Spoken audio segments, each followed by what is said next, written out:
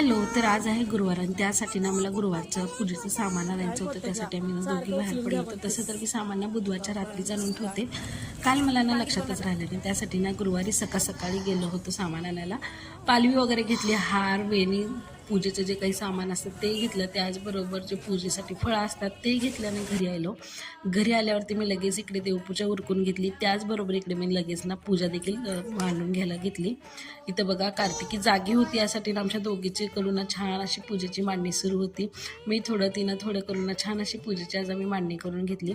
त्यात कार्तिकीला सगळं बघायची उत्सुकता असते, त्यामुळे ना तिला ना एकदम असं उत्साह असतो की ही करूयात ती करूयात. त्यासाठी मला देखील छान वाटतं. त्यानंतर पूजा वगैरे मांडून घेतली आणि सायंकाळी इथं मी कहाणी वाचायला घेतलेली.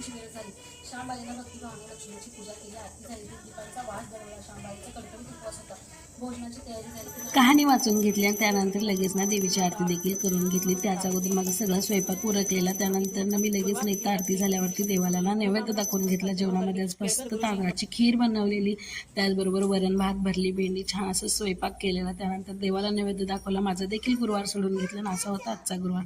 तुमचा कसा होता मला नक्कीच कमेंट करून सांगा. भेटूया नेक्स्ट व्हिडिओमध्ये. तोपर्यंत बाय बाय.